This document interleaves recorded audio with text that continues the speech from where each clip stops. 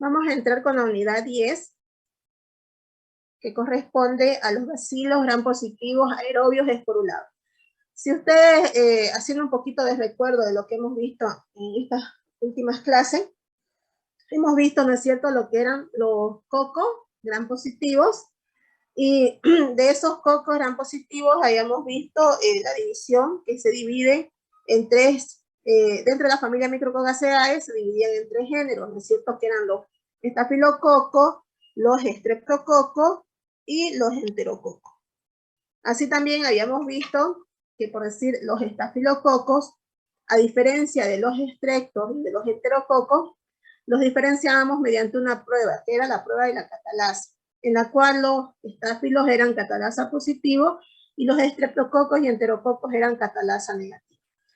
También vimos que se los diferenciaba de acuerdo a su forma de agrupación, ¿no es cierto? Cuando nosotros los observamos en la tinción de Gram, podemos ver a los estáfilos como forma de racimos de uva, a los estreptos, que generalmente adquirían una forma como en cadena, y los enterococos que se agrupaban en pares, ¿no es cierto? Era más común su agrupación en pareja. Después habíamos visto que en los estafilococos, esto como recordatorio, ¿no es cierto?, se dividían de acuerdo a otra prueba dentro de los estáfilos, que era la prueba de la coagulasa. Aquellos que eran coagulasa positivo, en el cual la única especie era el estafilococo aureus, y los demás que son coagulasas negativas. En los estreptos habíamos visto que se podían dividir de acuerdo a su aspecto serológico, que era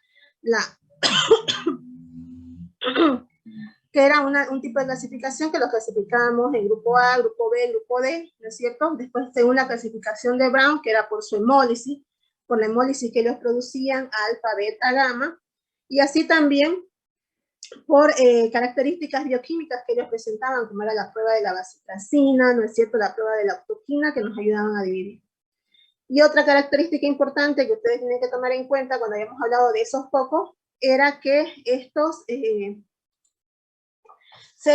por decir la morfología, sobre todo del Streptococcus pneumoniae, era muy diferente a los demás estreptos. ¿Por qué? Porque adquiría una forma que se agrupaba de a pares y tenía una forma lanceolada, ¿no es cierto?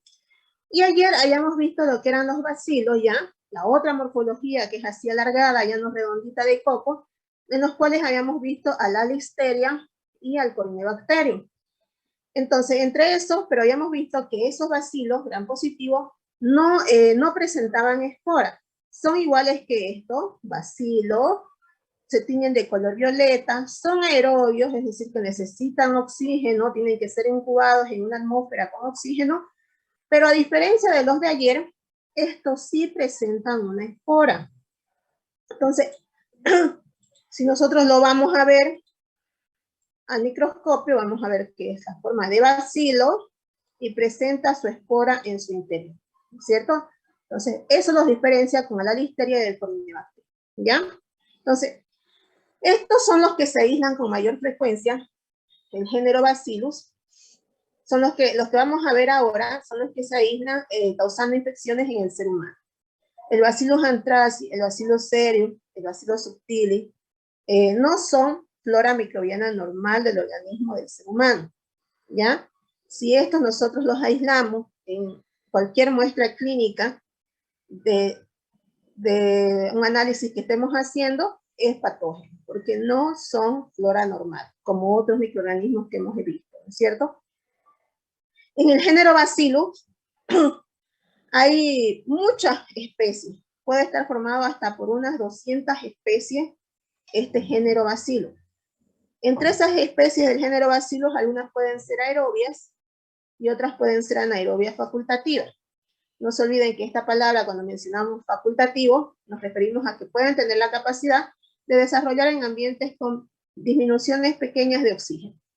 Entonces, pero para nosotros lo más importante, lo que respecta a la parte médica, es el género Bacillus anthracis, la especie Bacillus anthracis y la especie Bacillus cereus.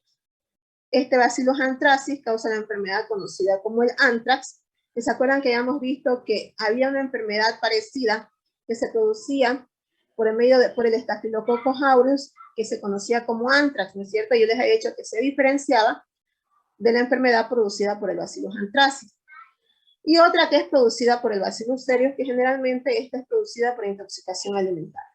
Entonces, aquí podemos ver en esta imagen que ustedes ven a este lado, ¿no es cierto? Ven, es una microfotografía con alta resolución, en la cual ustedes ven la forma del bacilo y su espora en su interior.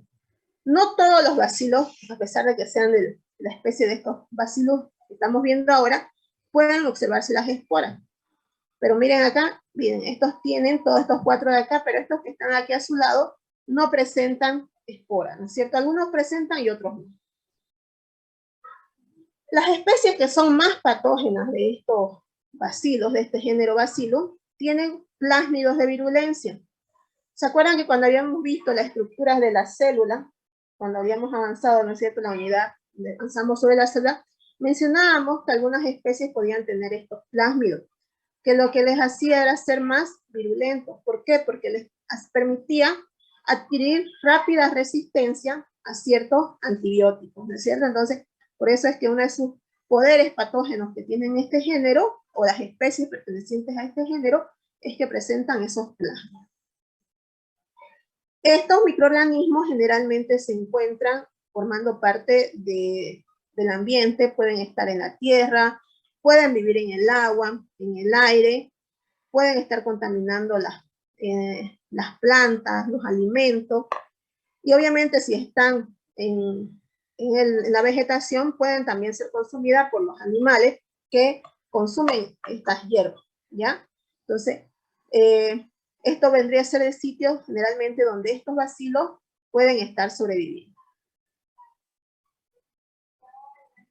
Vamos a ver ahora un poco más en detalle lo que vendría a ser las enfermedades, por qué es patógeno el Bacillus anthracis, cómo lo detectamos, qué tratamiento se puede dar para las enfermedades por este microorganismo. Este Bacillus anthracis produce una enfermedad que se conoce con el nombre de anthrax o carbunco. Es una enfermedad que tanto afecta a los animales como también puede afectar a las personas. ¿Por qué? Porque hemos dicho que este microorganismo puede sobrevivir, ¿no es cierto? Por decir, en estos pastos que vemos nosotros acá, puede sobrevivir en esto y los animales se van a alimentar de estas hierbas y van a contagiarse con el Bacillus anthracis.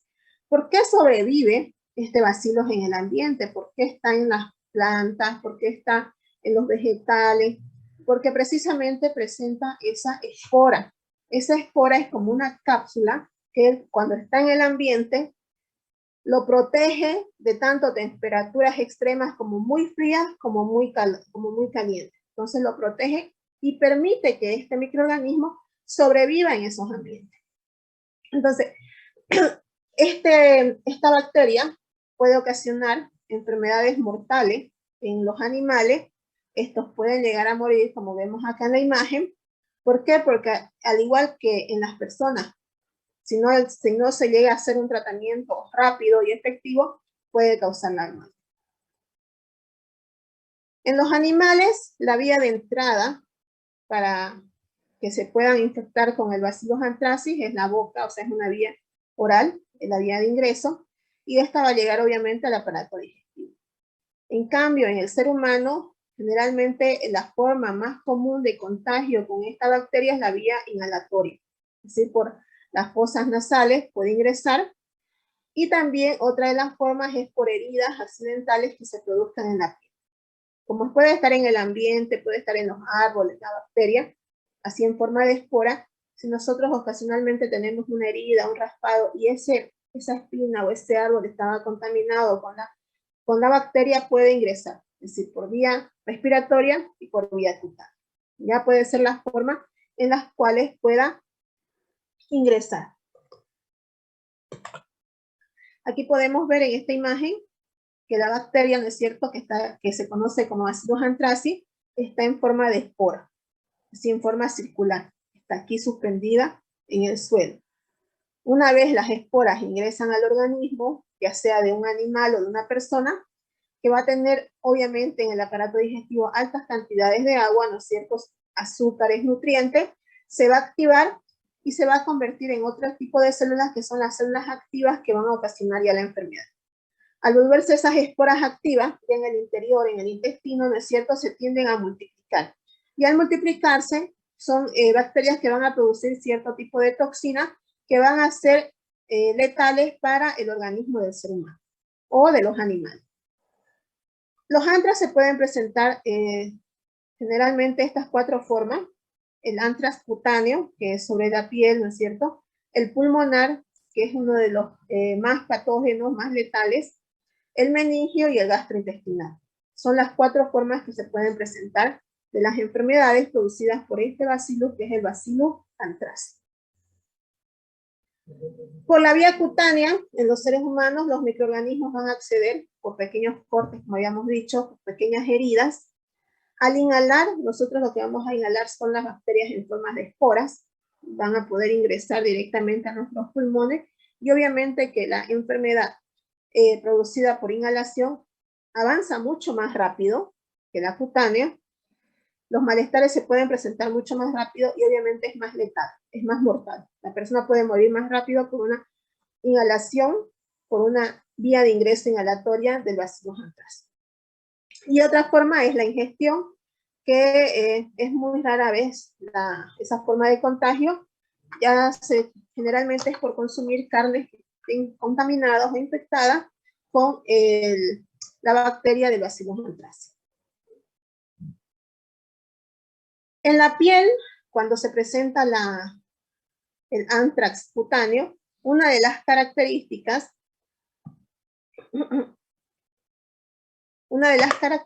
es esa lesión, como la que ustedes ven aquí en la imagen, ¿no es cierto? Como una úlcera, que se va produciendo una escara de color negro. Y alrededor, este es el sitio por el cual ha ingresado la bacteria. Es decir, puede ser por una herida, ¿no es cierto?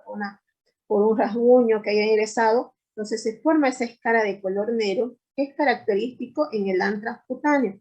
Y luego se va formando una lesión que puede inclusive esta de acá ampollarse alrededor del sitio de la infección, por donde ha ingresado el microorganismo. Aparte de eso, por el sitio donde ha ingresado el microorganismo, se pueden presentar inflamaciones de los ganglios que están cercanos al sitio por donde ha ingresado esta bacteria. Esos ganglios se van a inflamar y obviamente se va a producir un dolor por la inflamación de los ganglios, ¿no es cierto? Muy raro hemos dicho que es la forma que ingrese por vía digestiva, porque tendríamos que consumir alimentos que estén contaminados. Aquí podemos ver en esta imagen, por decir aquí el microorganismo ingresó por una lesión que se produjo a nivel de la mano, ¿no es cierto? Esta sería la cutánea. Aquí podemos observar que el Bacillus anthracis ingresa por vía inhalatoria y obviamente de forma más rápida llega a nivel de los pulmones. Y esto es lo más grave. Aquí podemos ver otra imagen en la cual el microorganismo está ingresando por vía oral. Y aquí va a llegar a nivel de los intestinos y se produce el anthrax gastrointestinal. Y otra forma común en la cual también se ha encontrado el aislamiento o la forma de contagio por esta bacteria es aquellas personas que utilizan drogas, sobre todo drogas intravenosas, en las cuales utilizan inclusive algunos una misma jeringa para inyectarse varias personas. Como no las cuidan, las dejan al ambiente, pueden sobrevivir en esos metales de la aguja e inyectarse directamente el microorganismo. Obviamente si se lo inyectan en sangre directamente, es mucho más mortal lo que vendría a ser la enfermedad. Aquí podemos ver imágenes de sitios donde se puede encontrar, o sitios donde puede entrar el anthrax cutáneo. Por eso, como les decía, en cualquier zona en la cual nosotros tengamos contacto con el bacilo puede ingresar. Aquí vemos el lado del cuello. Aquí todavía no se ha formado la escara, pero sí ya se ve la edematización y el color rojo intenso que se produce. Luego se va formando ya la escara. Aquí vemos en esta otra imagen que el brazo se ha ido ampollando, ¿no es cierto?, por el sitio de ingreso del bacillus. Aquí podemos ver ya otra imagen en la espalda de otro paciente, ya con la escara de color negro, característica del anthrax cutáneo reproducida por el Bacillus anthracis. Aquí una lesión que se ha producido a nivel de la mano.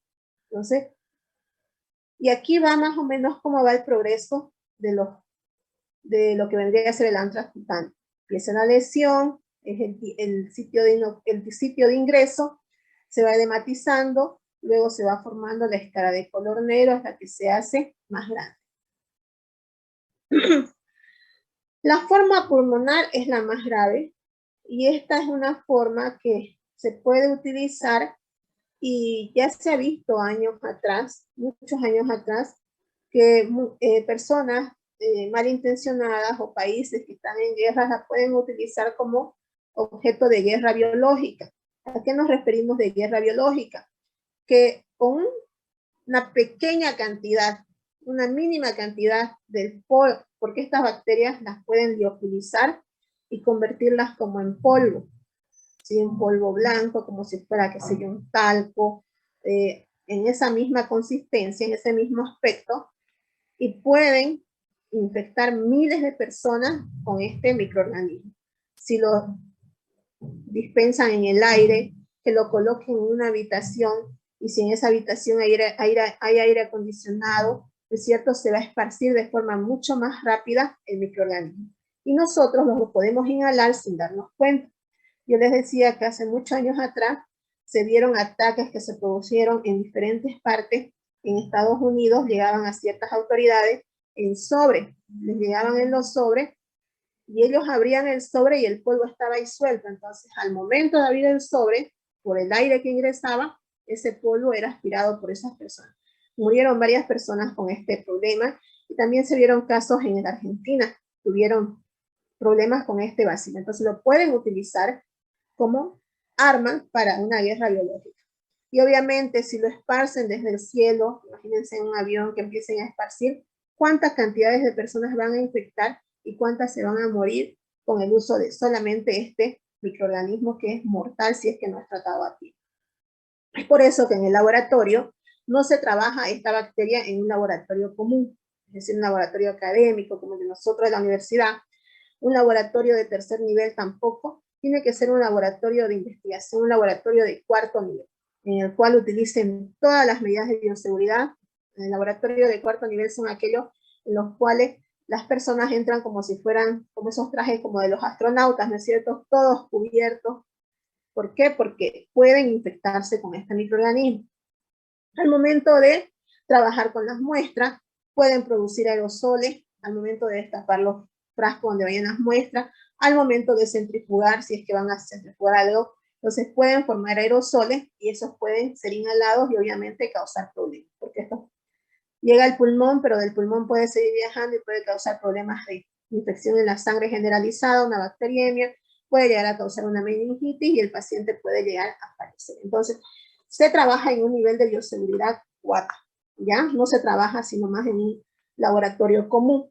Nosotros, por decir, aquí en Bolivia no tenemos laboratorios de nivel 4. Esos laboratorios generalmente son laboratorios especializados que hay en los países más grandes como Estados Unidos. Esto es lo mismo que habíamos mencionado, que el anthrax ingresa por vía inhalatoria y llega a los pulmones. Es cierto, hay que ver afectando obviamente los bronquios aquí en los pulmones. Estos se van destruyendo por las toxinas que produce este anthrax. Va a ir destruyendo y el paciente no va a poder respirar. Y esto que habíamos mencionado, que era una cuarta forma, que es el ingreso, ¿no es cierto?, por agujas contaminadas de aquellos pacientes que utilizan drogas por vía venosa. Esto que les decía también que posee interés este Bacillus anthracis, porque en lugares, por decir, se puede utilizar como arma biológica.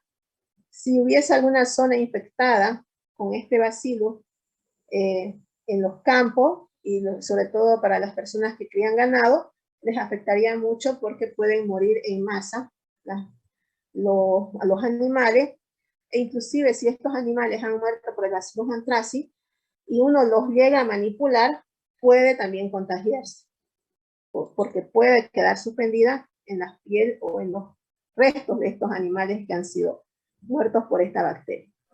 Aquí podemos ver, esto era lo que les decía, así más o menos trabajaría una persona que tiene que manipular este tipo de microorganismos.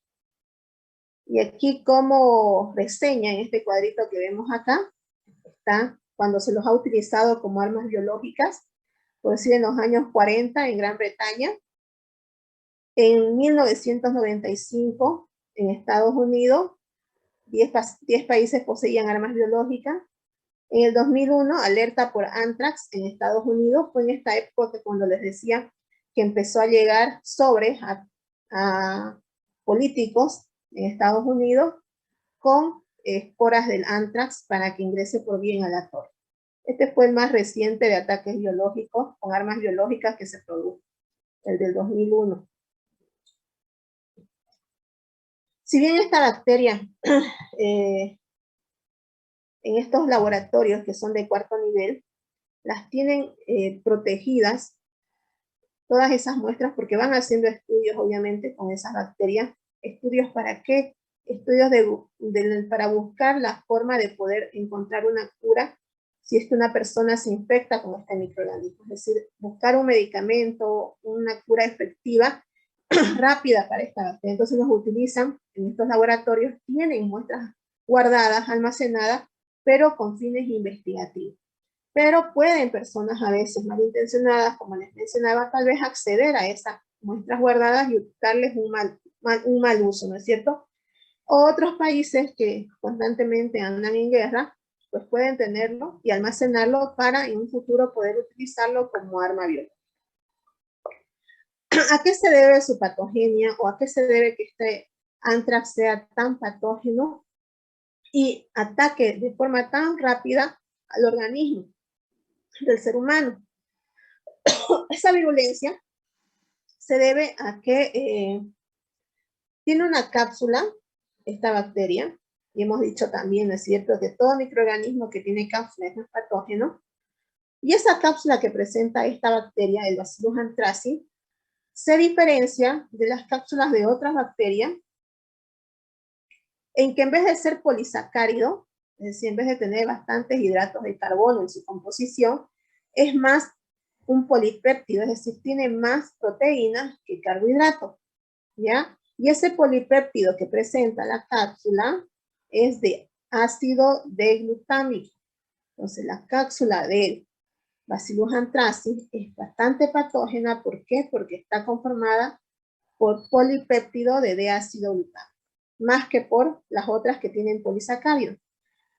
Al tener cápsula, hemos dicho que todas las bacterias que tienen cápsula generalmente son resistentes al proceso de la fagocitosis, ¿no es cierto? Entonces, gracias a esa cápsula, esta va a presentar resistencia a la fagocitosis. Tiene 3 factores también, esta bacteria, que le ayudan en su virulencia, aparte de la cápsula. Entonces, hemos visto que tiene la cápsula, ¿no es cierto?, con D-ácido glutámico. Ese es uno de sus factores de virulencia. Otros son 3 factores que presenta, que son el PA, o antígeno protector, el EF, o factor productor de edema, y el LF, o factor letal. Ahora, estos 3 factores, para que se ejerza la virulencia de la bacteria, tienen que estar sí o sí presentes los 3. Si alguno de estos faltara, ya no se produce esa virulencia de esta bacteria. Este antígeno protector, ¿qué es lo que hace? Este antígeno protector se comporta como un puente en el sitio de la célula que va a infectar la bacteria, para que una vez que se instale como puente el antígeno protector, puedan ingresar tanto el factor letal como el factor productor de edema. Es decir, una vez se instala el antígeno protector en la superficie de la célula, vienen los otros 2 a ser reconocidos para poder ingresar en el interior de la célula. En el interior de la célula van a ser endocitados, ¿no es cierto? Van a destruir, van a evitar la fagocitosis y se van a multiplicar. ¿Y qué van a producir? Van a ir produciendo en la célula. Van a ir produciendo un edema, un proceso de inflamación en la célula, hasta que produzcan las muertes celulares. Y todas las células que forman, en este caso, por decir en los pulmones, las células pulmonares van a ir muriendo, y por eso es que se va produciendo la destrucción de los pulmones, y el paciente que se infecta por vía inhalatoria va a llegar a tener una insuficiencia respiratoria, porque sus células que forman el pulmón, el órgano del pulmón, van a ir muriendo precisamente por estos factores que son producidos por el Bacillus anthracis. Aquí en esta imagen ustedes pueden ver que esta que parece una levadura, ¿no es cierto?, actúa como antígeno protector. Aquí tenemos el factor letal. Aquí tenemos el factor productor de edema. Estarían los 3 factores en la circulación por fuera. Y aquí está la célula. Aquí hay el receptor para el antígeno protector, que es el primero que es reconocido, les mencionaba, ¿no es cierto? Lo reconocen, y una vez reconocido, entonces empieza a venir lo que vendría a ser el factor letal y el factor el factor de productor de edema. Entonces, una vez ambos son endocitados o fagocitados en el interior, destruyen este fagosoma, porque gracias a su cápsula que presentan, evaden, ¿no es cierto? Y empiezan a destruir a la célula. Entonces, esos son los principales factores de virulencia que presenta esta bacteria. Aquí podemos ver en esta otra imagen que las esporas del Bacillus anthracis van a alcanzar el sitio donde, en este caso, el sitio a nivel de la piel, tejido subcutáneo, pueden alcanzar también lo que es la mucosa gastrointestinal y pueden llegar también a lo que vendrían a ser los alveolos a nivel pulmonar. Donde están, ya sean las localizaciones tanto en piel, que son las cutáneas, gastrointestinales, en estos 2 tipos de ingresos, los bacilos van a ir germinando de forma más lenta y van liberando las toxinas que producen, ¿no es cierto?, que van a ir generando lo que es el edema y la necrosis local, es decir, ese daño de las células que producen en el sitio donde están ocasionando la infección. Si esta infección que ha ingresado por vía cutánea y por vía intestinal no se la ataca a tiempo, se va a diseminar en el organismo del ser humano por la vía linfática y también por la vía sanguínea. En cambio, cuando entra por a nivel de los pulmones, estas esporas se fagocitan por los macrófagos alveolares, se transportan a los ganglios linfáticos, donde van a germinar y se van a reproducir estos bacilos a nivel de los pulmones, ¿cierto? Y van a causar un edema pulmonar, van a haber un bloqueo linfático, va a haber una hemorragia, y eso se va a diseminar de forma rápida por la sangre, por vía hematógena. Y en estos casos, que es por la vía pulmonar, que es la forma más rápida, como les mencionaba, la muerte va a ocurrir de estos pacientes en un lapso muy rápido, entre 1 a 7 días, después de la exposición. ¿Y a qué se va a deber esos 1 o 7 días para que el paciente fallezca? Obviamente dependiendo de la cantidad de esporas que hay en el lado de ese paciente. A mayor cantidad de esporas que inhale, el pronóstico del tiempo de vida es mucho más bajo. Menor cantidad de esporas, el pronóstico de vida se puede alargar un poco más de días. ¿Ya? Entonces, en este cuadro, ustedes ven el resumen tanto de la vía de ingreso cutánea, la vía intestinal y la vía pulmonar. ¿Cuál es la que ataca más rápido? Entonces es la vía pulmonar. Esa es la que avanza más rápido y causa más rápido la muerte. Pero las 3, si no son atacadas a tiempo, pueden llegar a ocasionar la muerte de las 3. Obviamente que más rápido muere un paciente que es por vía inhalatoria. ¿Cómo podemos hacer el diagnóstico? Ya hemos visto cuáles son, ¿no es cierto?, su morfología. Hemos visto que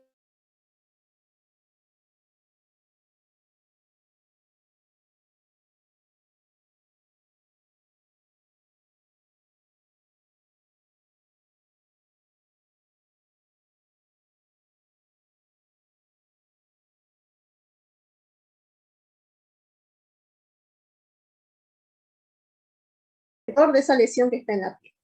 Si ha sido a nivel pulmonar, si ha sido por vía inhalatoria, pues muestra de secreción bronquial, esputo, y en todo caso también si esta enfermedad ya ha llegado a la sangre, ha llegado al cerebro, ha ocasionado un problema de meningitis, pues tenemos que tomar una muestra de sangre para hacer un hemocultivo o una punción para obtener líquido cefalorraquídeo.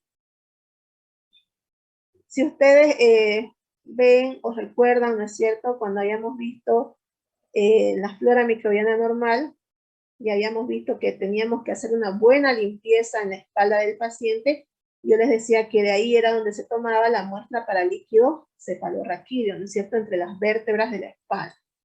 Entonces, una característica que presenta el Bacillus anthracis en el agar sangre, como podemos ver acá, este es un agar sangre, es la morfología de sus colonias. Si nosotros observamos mirando bien desde arriba la caja Petri donde están las colonias, estos se observan como una cabeza de medusa mirándolo desde arriba. Y aquí podemos observar, miren, estas de acá se ven más claras. Asemeja una cabeza de medusa. En el agar sangre, el Bacillus anthracis no produce hemólisis. Entonces es una gamma hemólisis, porque no hay hemólisis. Y si ustedes ven acá, ven que se ven intactos los glóbulos rojos, ¿no es cierto? Entonces es no hemolítica. Otra característica que presentan estas colonias del Bacillus anthracis es que son bastante pegajosas. Que si nosotros las levantamos con un asa, como ven acá en la imagen, parece como si fuera la clara del huevo.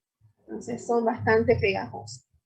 Esas son las características de las colonias producidas por el Bacillus anthracis.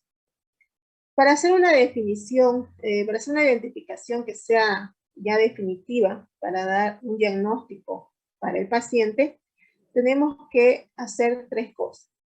Primeramente, producir una lisis con un bacteriófago que sea específico para el Bacillus anthracis. Es decir, producir la destrucción del bacilo en el laboratorio. Hacer una detección de la cápsula de este Bacillus anthracis utilizando anticuerpos fluorescentes. ¿A qué se refiere esto? Es como un proceso de tinción que se realiza, pero se utiliza un colorante que tiene un colorante que fluoresce en la oscuridad. Entonces, si esta bacteria está presente en esa muestra y hacemos reaccionar con este colorante, cuando nosotros lleguemos a observar a un microscopio de campo oscuro, vamos a observar que este tiene un aspecto fluorescente. Después también podemos hacer, para hacer una identificación definitiva, identificar... Doctora, ¿sí? disculpa que la corte. Hay una compañera que está esperando en sala, dice, que si la puedo aceptar. Giselle. Ya, a ver, ahorita voy a ver.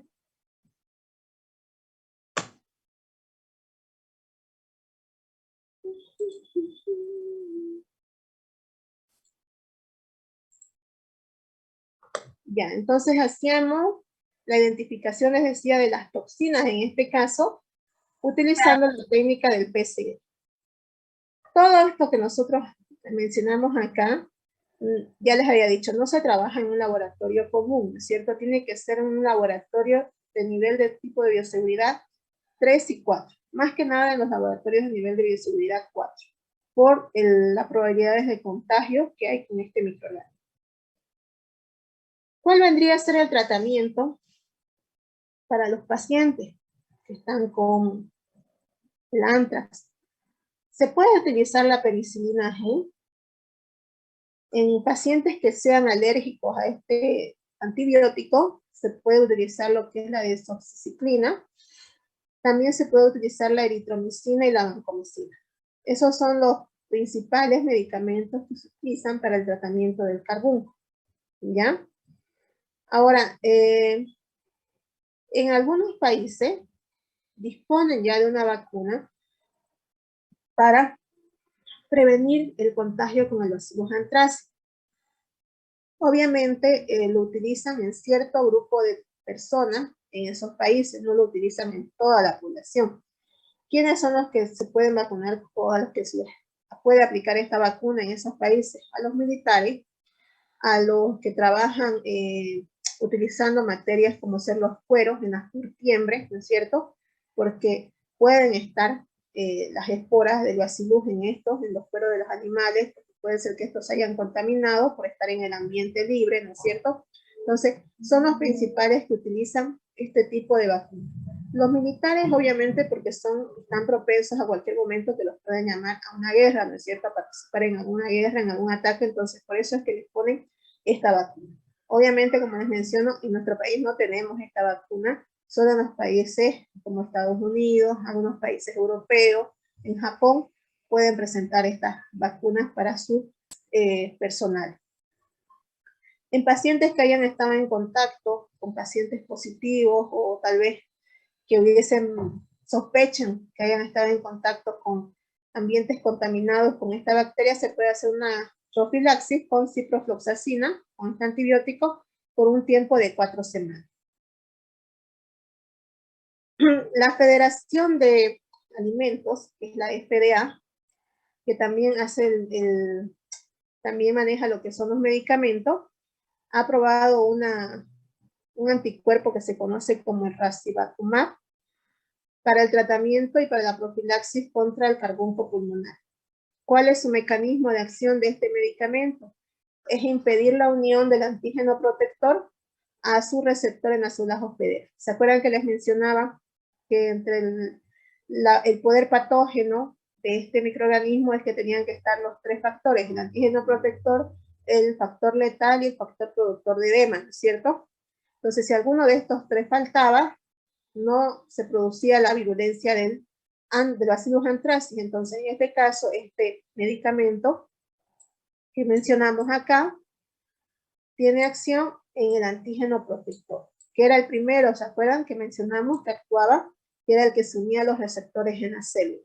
Entonces, si no se une este receptor a la célula, los otros que son el factor letal y el antígeno el factor productor de edema, no se van a unir y no van a poder ingresar a la célula para destruirla.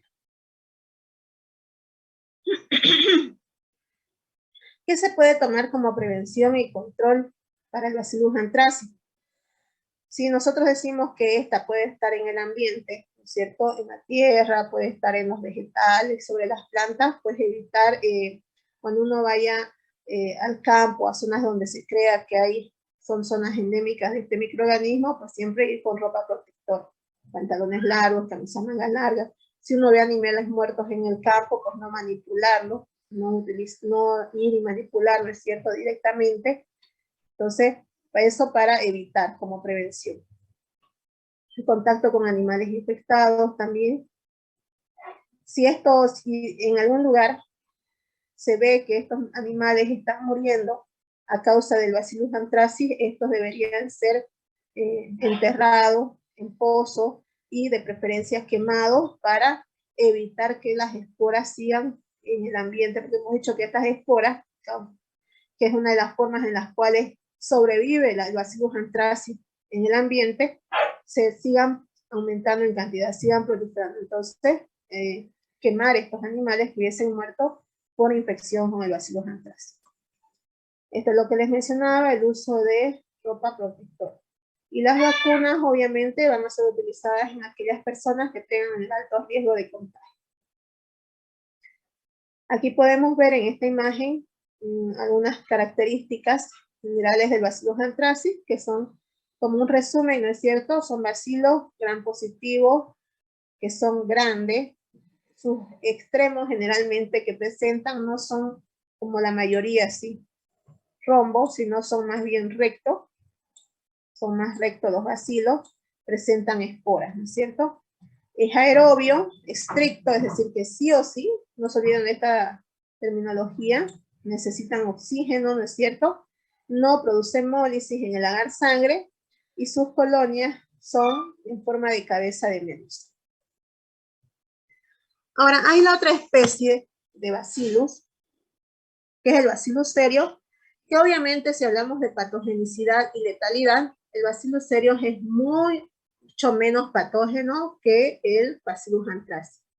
Y este Bacillus cereus generalmente se caracteriza por presentar infecciones de tipo alimentario y las manifestaciones clínicas que produce, es decir, los síntomas que se observan de cuando uno se ha contagiado con el Bacillus cereus, son generalmente problemas gastrointestinales, ¿ya? Esta también, obviamente, tiene espora, lo que le permite vivir, ¿no es cierto?, en el ambiente. Está distribuida en los alimentos, obviamente en la naturaleza. Puede ser, produce 2 toxinas principalmente este Bacillus cereus, que son la toxina emetizante y la otra que es la diarrogénica. La emetizante generalmente está ya producida en los alimentos, es decir, ya está preformada esta toxina emetizante en los alimentos que nosotros consumamos.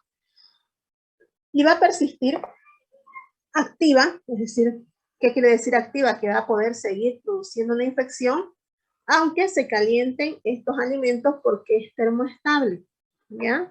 Es decir, si nosotros no llegamos a la temperatura adecuada, que vamos a calentar ese alimento, y lo calentamos así poquito, que sería unos 65 grados máximo que lleguemos, la toxina, que es la toxina emetizante que produce este Bacillus cereus, puede aún sobrevivir. Y nos va a causar problemas de náusea, de vómito, cuando nosotros la ingiramos. Generalmente, pasadas las 6 horas, después de que hemos ingerido un alimento que esté contaminado por el Bacillus cereus, nos va a producir esos síntomas, náuseas y vómitos. Esta toxina, la otra toxina, que es la toxina diarreogénica, no viene preformada en los alimentos. Es decir, nosotros introducimos la bacteria y recién cuando ya está la bacteria en nuestro tubo digestivo, es donde va a germinar o se va a formar o se va a presentar, mejor dicho, la forma activa del Bacillus cereus. En este caso, los síntomas son diferentes y cuando está presente esta toxina, el síntoma es la diarrea.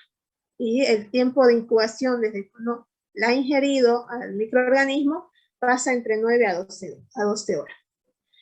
Como les decía, la ventaja de esta otra especie del bacilo es que estos malestares que nosotros presentemos, si nuestro sistema inmune está bien, es decir, estamos bien inmunológicamente, va a pasar en un día, 2 días van a pasar los efectos. Es decir, nos va a pasar el dolor de estómago, la diarrea, las ganas de vomitar, porque vamos a eliminar al microorganismo. Son más benignos, es benigna esta bacteria. En casos en que el paciente esté con su sistema inmunológico débil, en esos casos puede ocasionar infecciones más graves. Si bien lo más común es que se produzcan infecciones a nivel gastrointestinal, han habido casos raros en los cuales se ha aislado este Bacillus cereus produciendo infecciones a nivel de los ojos. ¿Y esto por qué? Porque generalmente, accidentalmente, se han contaminado con el microorganismo a nivel de la vista, ya sea porque haya estado en el alimento, tal vez al manipularlo está ya, porque a veces nosotros cuando abrimos algún alimento, cuando destapamos algo, puede que ser que accidentalmente salpique, ¿no es cierto?, alguna gota de ese alimento, y puede ser esto que haya ingresado al ojo, y puede producir algún tipo de infección. ¿Cuál es la forma de diagnóstico? ¿Cómo diagnosticamos? Entonces, su poder patógeno es gracias a esas dos toxinas que hemos mencionado, la emetizante y la diarreogénica. La emetizante ya está preformada en los alimentos y la diarreogénica recién se presenta la forma activa a nivel del tubo digestivo. El diagnóstico generalmente se hace si lo que produce es diarrea, lo más común, pues por muestras de heces fecales, ¿no es cierto? Detectar las toxinas que se producen en las heces fecales. O se puede hacer el cultivo también para aislar al microorganismo. La detección de las toxinas es lo más rápido porque un cultivo tarda como 3 días en salir un resultado. En cambio, esta detección de las toxinas, mediante una prueba de PCR, de una reacción de cadena en la polimerasa, podemos tener el resultado en un día, ¿ya? Obviamente que este va a ser un método indirecto, porque ¿qué es lo que vamos a detectar? Vamos a detectar toxinas que produce el Bacillus cereus, no estamos buscando directamente al bacilo, ¿cierto? Entonces es un método indirecto. Y podemos hacer, como hemos dicho, el cultivo, pero en el cultivo vamos a tardar en el diagnóstico como 3 días. Ahora, una característica que presenta el Bacillus cereus, a diferencia del Bacillus anthracis, es que este sí produce beta-hemólisis. Si ustedes ven, miren, acá están las colonias de Bacillus cereus en el agar sangre, y esto que ustedes ven más oscuro, un halo aquí alrededor, es la beta-hemólisis que se ha producido en el agar sangre. Entonces, Bacillus anthracis es no hemolítico, el Bacillus cereus es beta-hemolítico. Aquí podemos ver también las colonias, miren, acá se ve el halo. ¿Observan? El halo que se ha formado, entonces, y las colonias son como tipo algodonosa. ¿Cuál es el tratamiento que se le puede dar?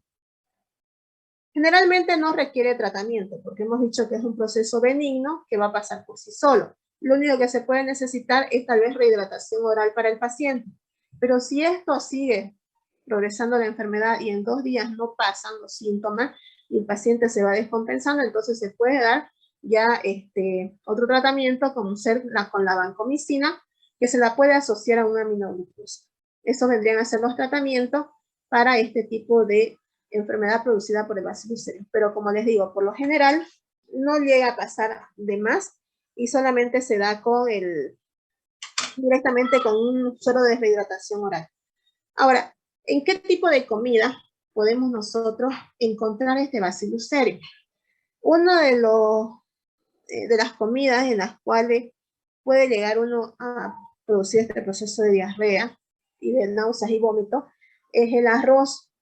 Nosotros generalmente el arroz lo preparamos, por decir, al mediodía, ¿no es cierto? Para el almuerzo. Este está caliente, lo servimos, almorzamos, y si sobra arroz y nosotros nos olvidamos, por decir, y lo dejamos a temperatura ambiente, y después nos acordamos a las 3, 4 horas, y lo metemos a la heladera, y al otro día decimos, bueno, sobró arroz, vamos a calentar el arroz, y ese arroz lo llevamos a simplemente medio que lo pasamos, digamos, agarra un poquito de temperatura y listo, ya está, y nos los comemos. Entonces, puede ser, no quiero decir que todas las veces que hagamos este procedimiento va a estar presente el bacillus y nos vamos a contagiar, ¿no es cierto? Doctora, disculpe que la moleste, se me cortó mi internet, volví a dar, pero ya también el audio no está. ¿Será que me puede volver a aceptar? Voy a salirme. Ya. Bueno, entonces, como les mencionaba, puede ser entonces en el arroz. ¿Por qué? Porque si ustedes recuerdan, habíamos mencionado que era una bacteria termoestable, ¿no es cierto? Yo les decía, si ustedes llegan solamente a calentar hasta 65 grados, más bien van a hacer como que ustedes activen a la bacteria y no los vamos a ingerir ya la bacteria activa y nos va a causar esos problemas que hemos mencionado de diarrea. Entonces, por eso es que cuando nosotros calentamos el arroz, si lo hemos tenido guardado, tenemos que calentarlo bien. De preferencia, por decir yo qué hago cuando caliento a veces arroz, hago con agua hervida, le echo un poquito de sal y se la coloco al arroz para que como que vuelva a hervir otra vez. Obviamente que poquito, no lo lleno el arroz que haya solo, sino un poquito para que no se vaya a quemar, no se pegue. Lo tapo y lo dejo ahí para que caliente bien. Eso obviamente para evitar si es que tuviera presente la bacteria que pueda ocasionar esos procesos de diarrea. Esto ya es un diagnóstico como un resumen general de cómo se puede, dónde lo vamos a encontrar el bacillus, cómo vamos a hacer el diagnóstico. Es decir, el cereus en alimento, ¿no es cierto? Ahí no nos perdemos. El anthracis en el ambiente, y también puede estar en las pieles de los animales. Ustedes saben, los cueros utilizan cueros de las vacas, ¿no es cierto?, para elaborar algunos productos. Por eso las personas que trabajan en las curtiembres, donde trabajan bastante con cuero, pueden ser propensos a infectarse con el Bacillus anthracis si estuviera presente. Entonces, en esto vamos a estar presentes cada uno de estos principales especies de este género. Este método que hablamos acá, que habla del shock térmico y también el alcohol, ¿a qué se refiere esto? A veces cuando nosotros observamos al microscopio la tinción de Gram, de una muestra en la cual nosotros sospechamos que sea por bacillus, estos que tienen esporas, no siempre logramos observar la espora. Entonces, ¿qué hacemos? Esa muestra clínica nosotros la sometemos ya sea a 2 procesos para que nosotros podamos hacer germinar esta espora y la podamos observar en la tinción de Gram. Esos 2 procesos se conocen como shock térmico, es el uno, y el otro es el alcohol. Aquí en este shock térmico, por decir, ¿qué ocurre? Ustedes alguna vez en su casa han de haber hecho pipoca, ¿no es cierto? Entonces, la pipoca, ¿cómo viene? Es un grano de maíz pequeñito, ¿no es cierto? Pero si ustedes lo someten a una alta temperatura, cuando lo ponen a una olla con aceite, ¿qué hace esa pipoca, ese grano de pipoca? Revienta, ¿no es cierto? Y se forman las pipocas. Entonces, lo mismo ocurre aquí. Está la muestra, la llevamos a una temperatura más alta. ¿Para qué? Para que como la pipoca, esa espora reviente y se alargue el bacilito y podamos verlo, la espora en su interior. Ese es el shock térmico, someter a una temperatura para que nosotros podamos observar la espora en el interior del bacilo. La otra es con alcohol, es decir, que le agregamos alcohol al 96% a la muestra y lo dejamos cierto tiempo, como unas 2 horas más o menos, para que el alcohol va a ayudar a que esta espora germine y se pueda observar en una tinción de grano. ¿Ya? Entonces, esos son los métodos con los cuales nosotros podemos ver la espora cuando a veces no la observamos. A pesar de que este Bacillus anthracis puede ser utilizado y ser bastante patógeno, generalmente no se transmite de una persona a otra, no es contagioso, ¿ya? Pero sí en el laboratorio nosotros podemos contagiarnos porque podemos generar aerosoles que nosotros podemos inhalar e inclusive podría entrar por nuestra vista el microorganismo si no utilizamos las medidas de protección. Es por eso, como les decía, que se trabaja en laboratorios con altos niveles de bioseguridad. Esto es lo mismo que hemos visto de la coloración de Gram, ¿no es cierto? Los cultivos, lo que hemos mencionado de las esporas, como un resumen. Aquí podemos ver nuevamente. Esta es una imagen, un dibujo simplemente, y esta es una tinción. Y aquí pueden ustedes observar, miren, acá hay uno, bacilo con su espora, que se ve bien. Aquí hay otro. No todos vamos a observarles las esporas, no en todos se observa. Aquí también pueden observar, miren, se observa el halo más transparente en su interior. ¿Cierto? Aquí hay otras dos. Aquí hay una, en la cual nosotros podemos observar el halo que no se tiñe con ni con el cristal violeta ni con la fucsina, no agarra la espora el colorante, ¿ya? Si nosotros quisiéramos observar las esporas teñidas, tendríamos que utilizar otros colorantes como el verde de malaquita, con ese sí se tiñe la espora, pero con los colorantes de la tinción de Gram no agarra la espora en la coloración. Aquí podemos ver otra tinción que es con una tinción de plata, por eso se ven de otro color los bacilos, pero no se logra llegar. Miren, aquí un poquito se logra observar las esporas, el halo más transparente.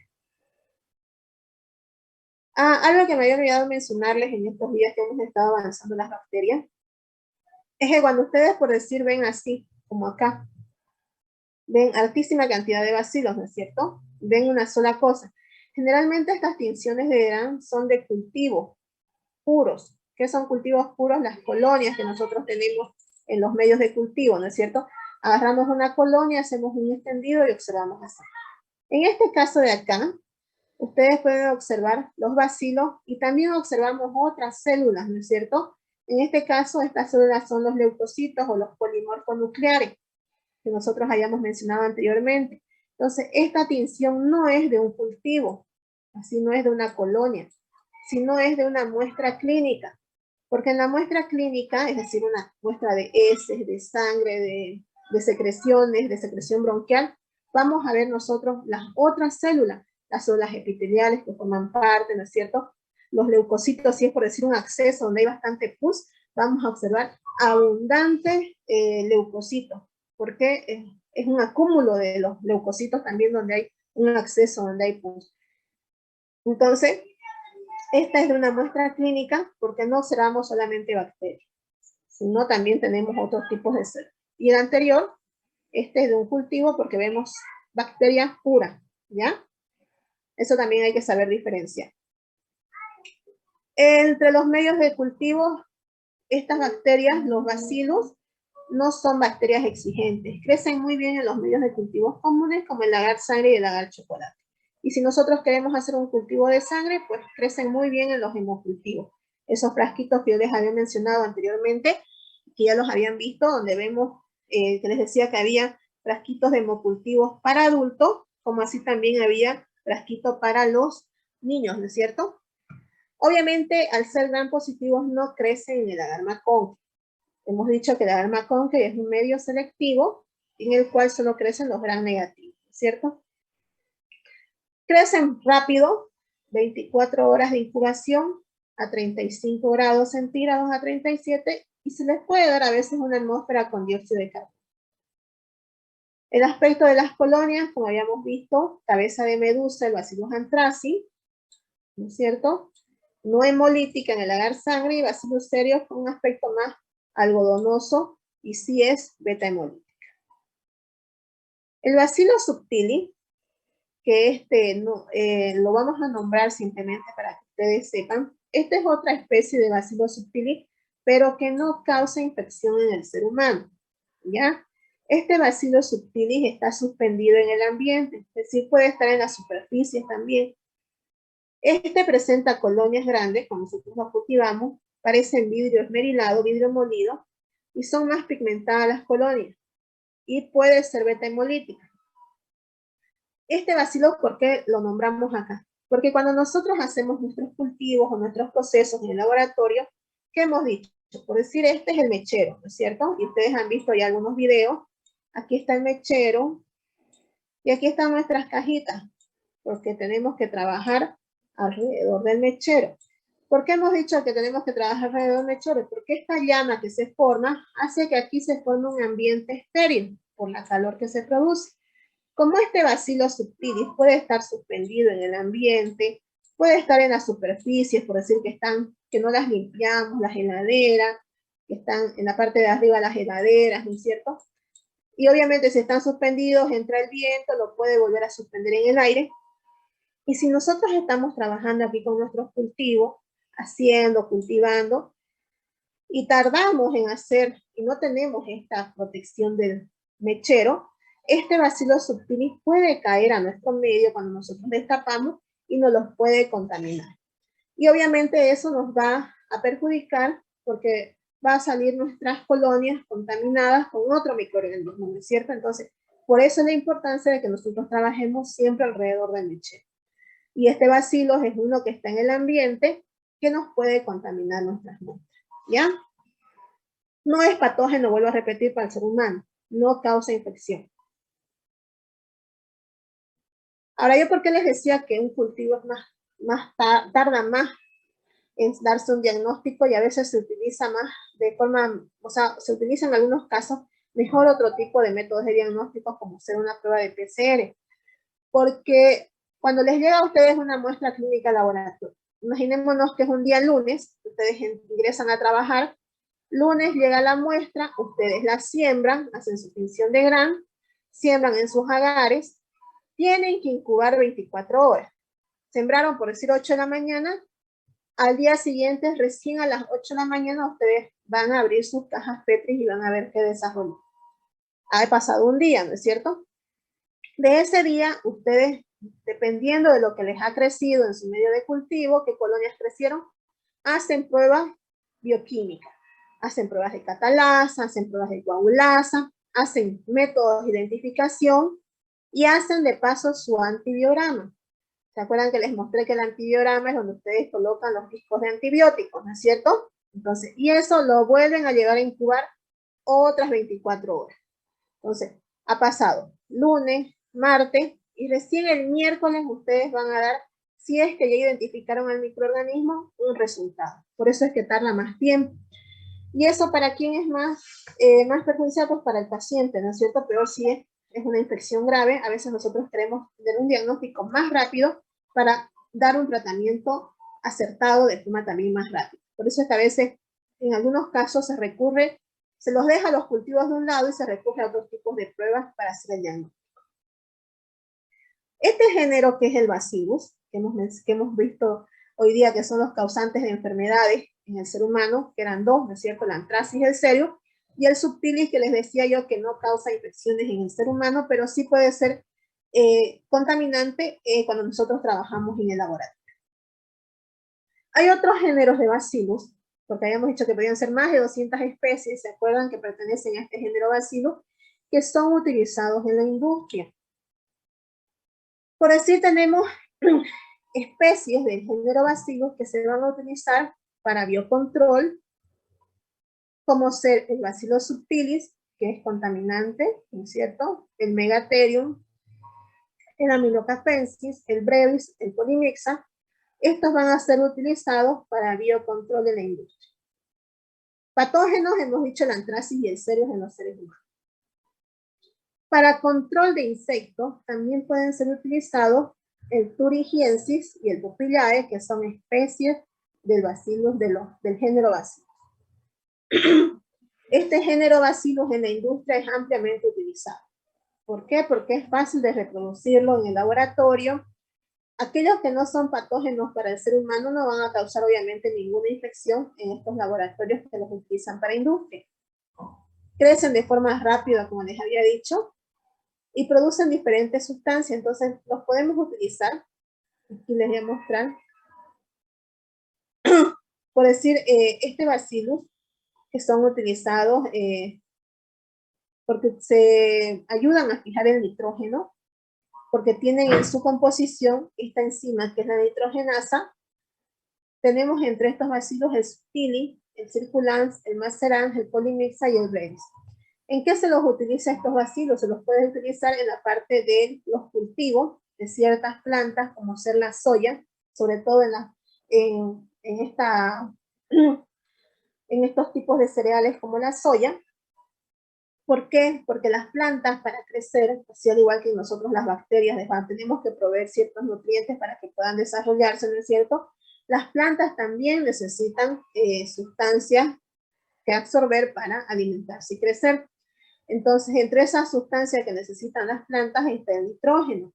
Y estas bacterias, si se las cultiva junto con las semillas por decir, de la soya, que es lo más común, van a ayudarle a que, por la enzima que ellas tienen, a captar de mejor forma el nitrógeno. Entonces, si nosotros utilizamos esto de manera biológica, porque estos son microorganismos, por eso se llama forma biológica, no necesitaríamos agregarle, por decir, a la tierra donde están cultivadas esas, en este caso la soya, agregarle urea, porque la urea les provee de nitrógeno. No necesitaríamos agregarles urea, que es un químico, que es más tóxico, ¿no es cierto? Sino directamente con estas bacterias que le van a ayudar a captar el nitrógeno. Por eso se llama tratamientos biológicos de las plantas, porque con la ayuda de otro microorganismo pueden ayudar a que esta planta crezca. Y así de esa forma también la tierra no se empobrece en nutrientes, porque cuando se le agrega la urea a la tierra, se pueden hacer cierta cantidad de cultivos y después se debe dejar descansar esa tierra un tiempo para volver nuevamente a sembrar. ¿Ya? Es más, estos géneros bacillus, como ser el megatherium, el mesenterico, los que vemos acá, también pueden ayudar en la mineralización del fósforo, es decir, también pueden ayudar a utilizar el fósforo. Todo esto les ayuda entonces, y es más económico, es más barato que utilizar compuestos químicos como la urea, aparte que tienen la desventaja de que van dañando más la tierra. Entonces, si utilizamos las bacterias para ayudar a que estas plantas capten de mejor manera los nutrientes, sale más, inclusive más barato. Otras aplicaciones que pueden tener el género Bacillus es también en la elaboración de antibióticos. Por decir, el Bacillus subtili, el echiniformes, de estos dos bacillus de acá, se obtiene lo que es el antibiótico como la bacitracina. Del Bacillus brevis se obtiene este otro antibiótico que es la granicilina, y del Bacillus polymixa se obtiene la polimixina. Entonces, son utilizados a nivel industrial para la elaboración de ciertos tipos de antibióticos que nosotros utilizamos. Así como cuando vimos la parte de historia de la microbiología, dijimos que el primer antibiótico descubierto fue la penicilina, ¿no es cierto? ¿Y cuál es su base de la penicilina? Es un hongo, que es el hongo Penicillium. Entonces, en este caso, estos otros antibióticos, su base son estas bacterias, que son del género de los bacilos. Otros pueden ser utilizados como fermentadores. Esto generalmente en la producción de alcoholes. El Amylobacter y el Polymixa también pueden ser utilizados para la producción de ciertos tipos de alcohol. Para la formación de fibras textiles, como ser el lino y el cáñamo, se utiliza el Bacillus macerans. Ya, entonces, estas son las principales aplicaciones que se pueden dar de los bacillus. ¿En qué parte se pueden dar en forma industrial? En los cultivos, ¿no es cierto? En la agroindustria pueden ser utilizados de forma biológica, más natural, producción de antibióticos, en los procesos de fermentación y en los procesos inclusive textiles para la formación de ciertos tipos de telas. Obviamente que estos bacilos que son utilizados en la industria no son patógenos para el ser humano. ¿Cuáles son las especies patógenas? El anthrax y el cereus.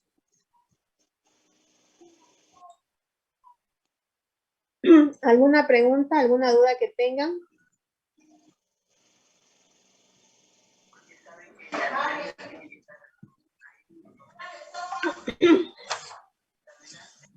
Bueno, a ver, yo voy a ir preguntando, a ver. Van a activar sus cámaras y vamos a ir preguntando.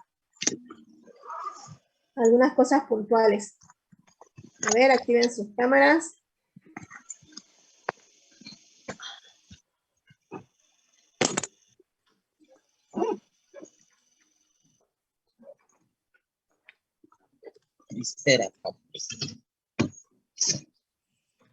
Ya, a ver, vamos a ver con Andrea Rivera. A ver, Andrea, ¿dónde está Andrea? Andrea, no la veo. ¿Dónde está Andrea? A ver, Andrea, usted dígame, el Bacillus anthracis, ¿es cierto? ¿Qué tipos de enfermedades puede producir?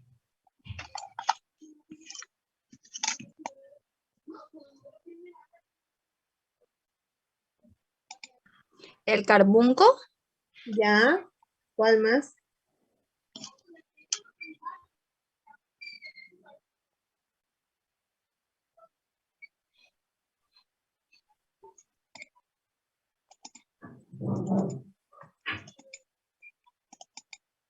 ¿Alguna otra más se acuerda? No, doctora, eso no. A ver, Carlos Eduardo, ¿usted se acuerda qué otras enfermedades podía producir aparte del carbunco? ¿O en qué sitios podía ocasionar enfermedades del Bacillus anthracis? ¿En qué sitios del organismo del ser humano, Carlos, podía ocasionar enfermedad del Bacillus anthracis?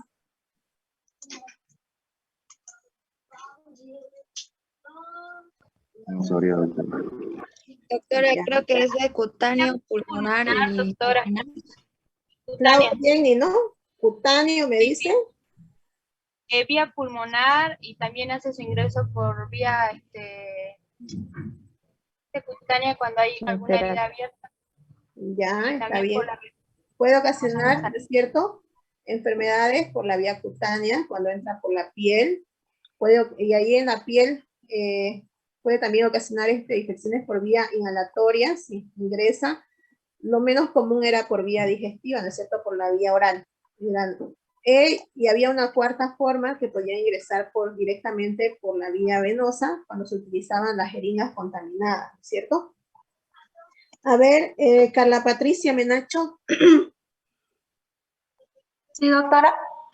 A ver, Carla Patricia, ¿cómo podíamos diferenciar el Bacillus anthracis del Bacillus cereus en un cultivo de agar-sangre? Por la hemólisis, la antraxis causa el cereus no causa una hemólisis y el antraxis sí causa una beta-hemólisis. Ya. A ver, Eime Peñaranda, ¿está de acuerdo con su compañera? Eime Peñaranda. Sí, doctora. ¿Está correcto lo que dijo Carla Patricia? Sí, a lo que noté, sí. La cereus en el agar sangre causa una beta-hemólisis y la antracis una hemólisis. Ya, a ver, para que quede claro entonces. El Bacillus anthracis no causa hemólisis, ¿no es cierto? Es no hemolítico.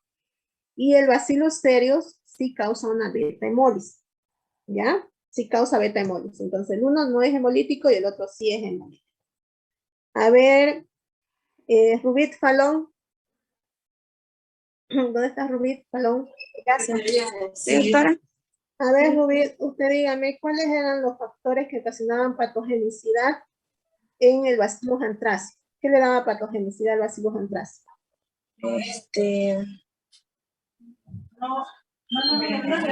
No recuerdo, doctora.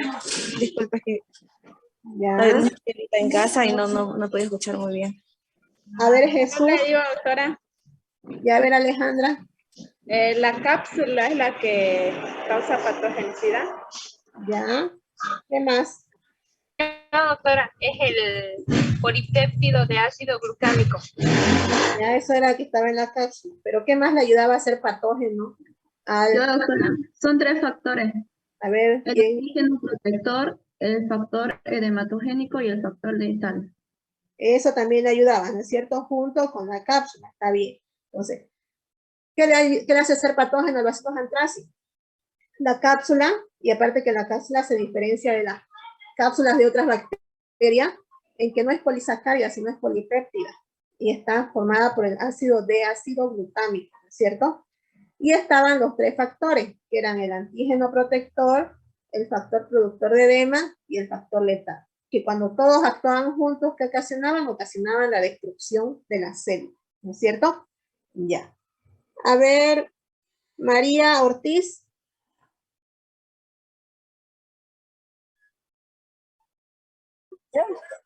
Sí, doctora. A ver, María, usted dígame, ¿cuál de las vías de ingreso de Bacillus anthracis, ¿Cómo dice, doctora? cuál de las vías por las que ingresa el Bacillus anthracis al organismo llega a ser más patógena, más mortal?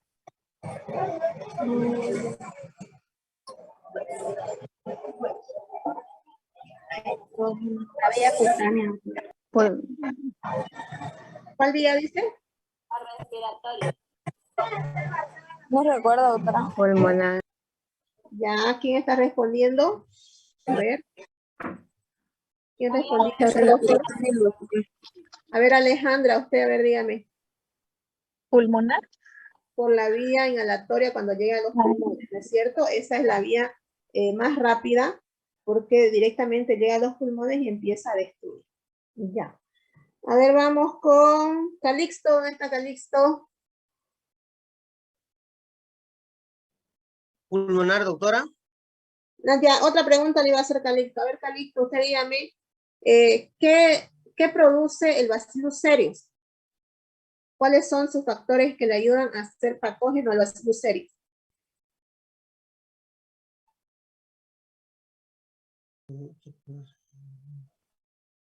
¿Qué produce? No lo veo, Calixto.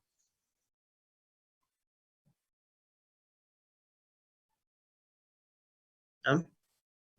Ya que produce el Bacillus cereus que le ayuda a ser patógeno. ¿Qué producía?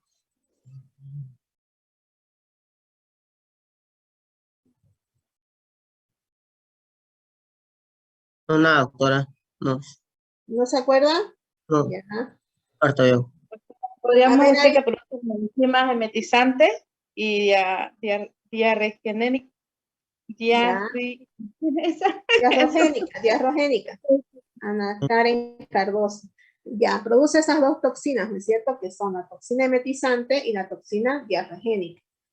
Que esas, a diferencia del Bacillus anthracis, para que recuerden, el Bacillus anthracis puede producir infecciones en la piel, puede producir infecciones en los pulmones, menos común el gastrointestinal, ¿no es cierto? Pero el Bacillus cereus, en cambio, produce infecciones a nivel tipo gastrointestinal y es menos patógeno que el Bacillus anthracis, ¿no es cierto? A ver, Gonzalo Solís. ¿Dónde está Gonzalo? A ver, Gonzalo, usted dígame, los bacilos, el género bacilos a nivel industrial, ¿en qué se pueden utilizar?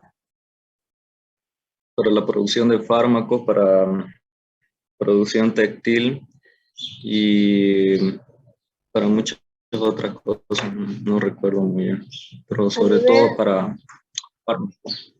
Para los antibióticos, ¿no es cierto? Para la producción de antibióticos, también para la producción, como usted decía, de industria textil. Para la producción de elaboración de alcoholes también se puede utilizar. Y en, en lo que vendría a ser la parte agropecuaria, para ayudar a que las plantas puedan adquirir de mejor forma sus nutrientes, ¿cierto? Entonces todo eso es Son procesos biológicos porque utilizamos un microorganismo. A ver, Vanessa Vilca.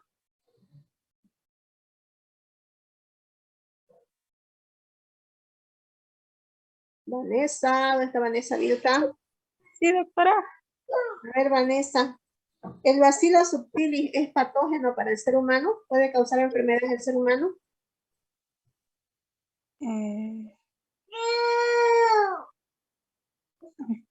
No lo entendí muy bien esa parte. Ya. Pero A ver, No, doctor. a ver, Melanie, ¿qué me iba a decir Melanie? No son patógenas. Ya, ¿cómo que se los considera?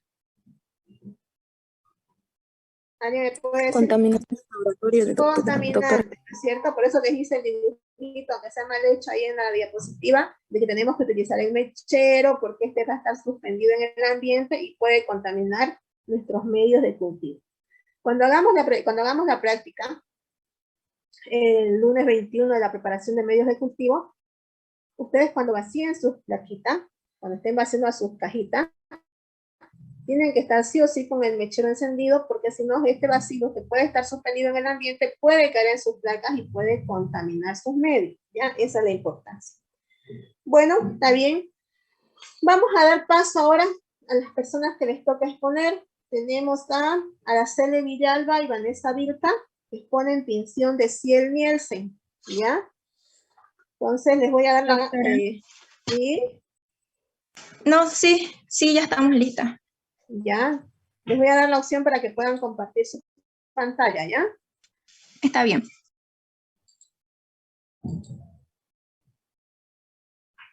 Ya pueden compartir su pantalla, Araceli, Vanessa. Doctora, ¿me quiere aceptar? Pasa que yo entré por mi celular y voy a entrar por mi computadora.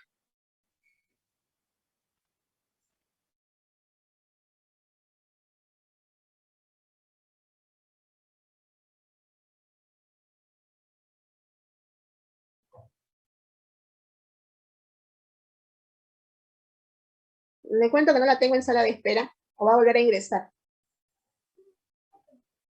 Voy a volver a ingresar. Ya, a ver.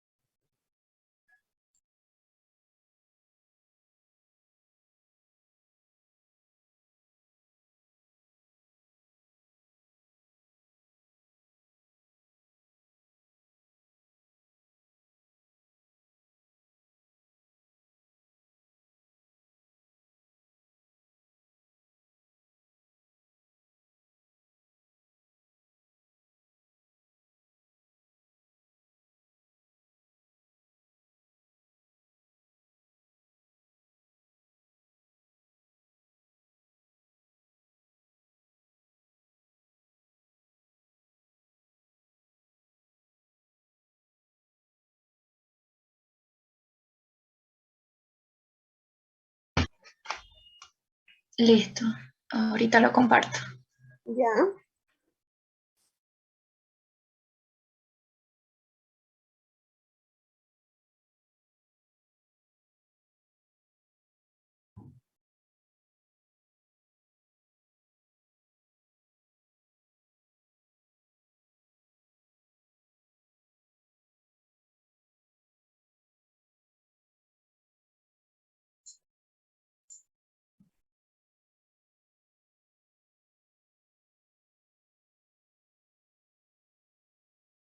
Mientras sus compañeras comparten, no se van a olvidar que van a ir anotándose el procedimiento de la tinción de Gram y el procedimiento de la tinción de Ciel-Nielsen para cuando hagamos las prácticas de laboratorio, ya, porque vamos a hacer esas dos tinciones.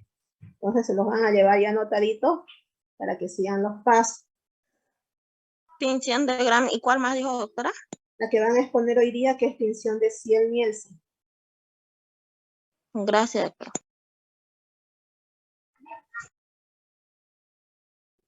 Doctora, mañana se va a pasar clase. No, mañana no vamos a pasar clase, ya directamente nos vemos el día lunes. Les voy a dar libre para que descansen. Doctora, el lunes Gracias, doctora. tenemos parcial. ¿Perdón?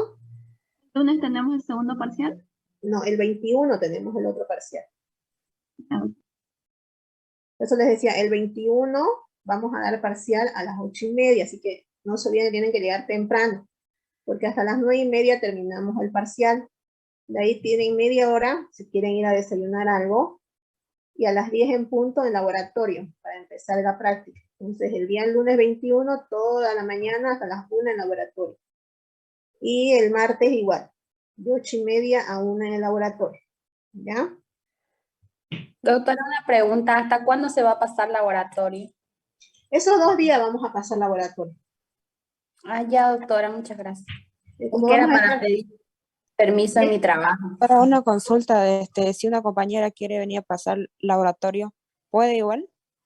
No, porque como estamos con las medidas de bioseguridad, ¿no es cierto? Ya nosotros somos 37. Ah, ya, Y doctora, gracias. son los 4 mesones, digamos, que los voy a dividir más o menos de a 9 por mesón. Doctora, todo eso es el lunes 21, ¿verdad? Lunes 21 y martes 22. Ah, este lunes que viene es solo clases normal. Clase, ¿no? El siguiente, por eso les digo, el lunes 21, a ver hasta que sus compañeras compartan, el lunes 21 tenemos el examen, 8:30. No quiero que me lleguen tarde como para el primer parcial, puntuales, temprano, para que entremos rapidito. Dan su examen hasta las 9:30, salen, toman algo si es que no han desayunado, y a las 10 en punto empezamos laboratorio. Hasta las 1. Y el día martes 22 vamos a pasar clase de laboratorio desde las 8:30 hasta las 1 de la tarde, porque vamos a hacer varias prácticas juntas. Ya está bien, doctor. ¿Y vamos a llevar algo a las prácticas o no? Para hacer la tinción de Cier, muestra de secreción bronquial, si tienen algo para que puedan hacer el extendido. Ya. ¿Y para los demás no? No, yo estoy tratando de conseguir los medios de cultivos y las bacterias para que podamos observar ese día. ¿Ya? Doctora, no me deja compartir. ¿No puede compartir? No, A no ver, me deja. porque está con la opción, a ver, espérenme. Ya le volví a dar la opción, a ver, compartir pantalla otra vez. A ver, comparta. Yo creo que ahora ya va a poder.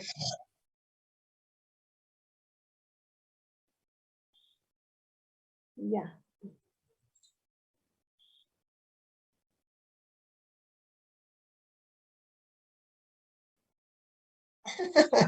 ¿Qué no hicieron?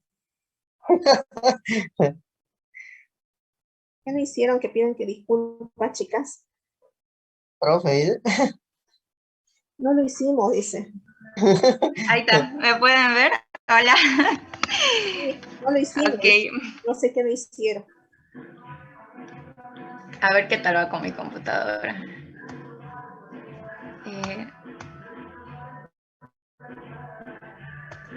Ay, no da.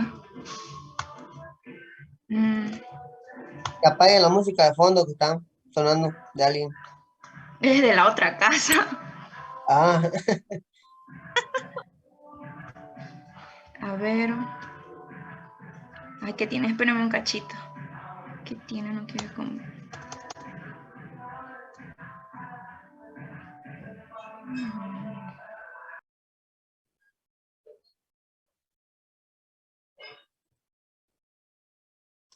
Si no quiere, pásemelo y yo se lo comparto, a ver.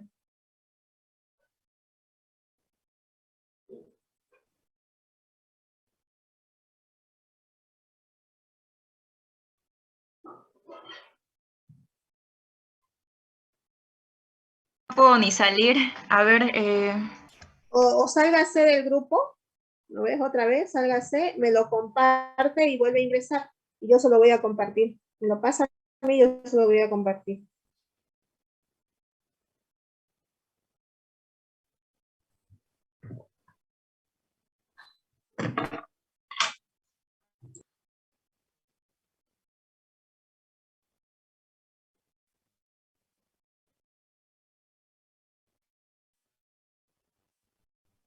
Listo, creo que ya está.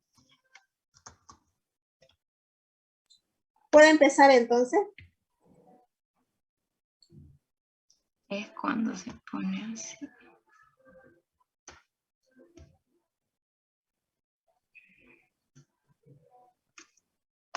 Ay, no. Compartir.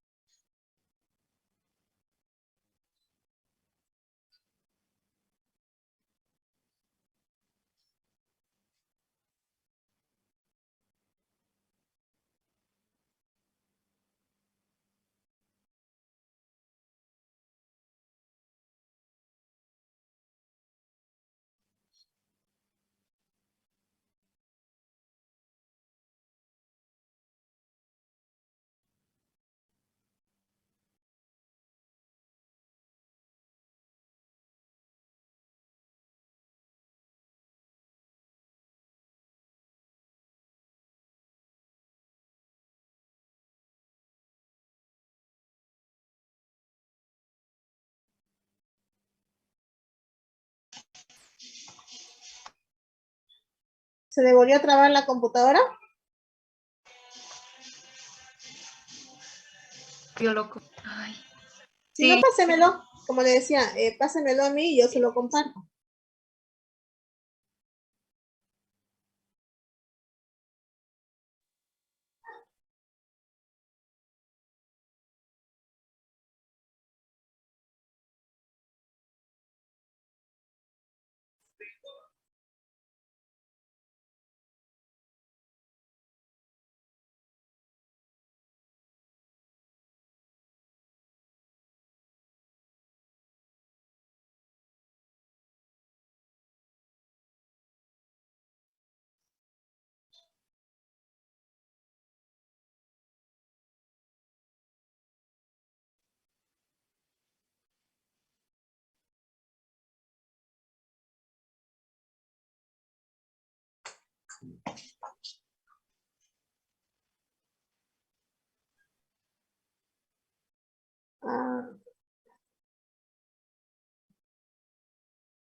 ¿Me lo va a pasar?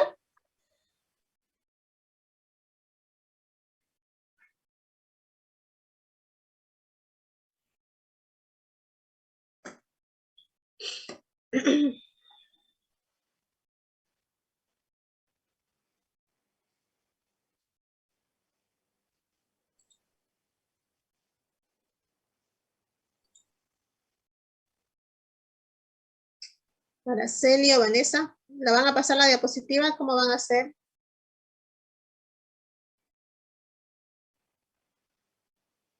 Araceli, Vanessa.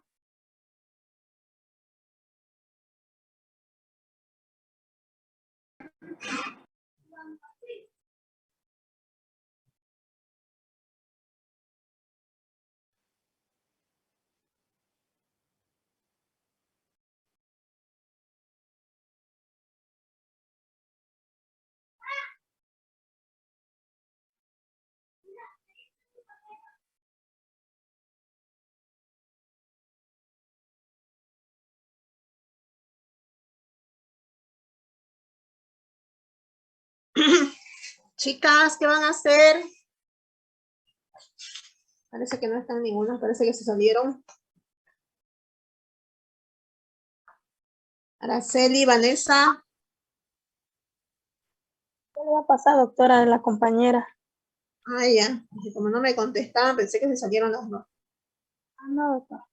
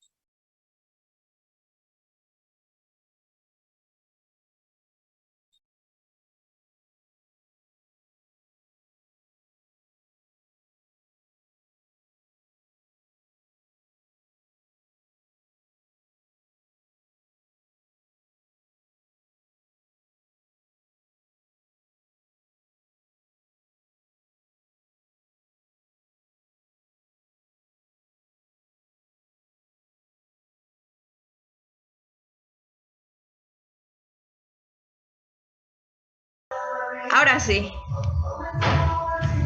Ay, más fuerte puso su música. Ni para escaparme. Hable fuerte para que la escuchemos. Ya no.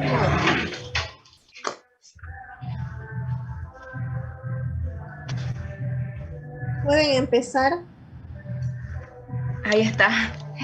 Ok, doctora, buen día, disculparle el retraso. Unos pequeños inconvenientes.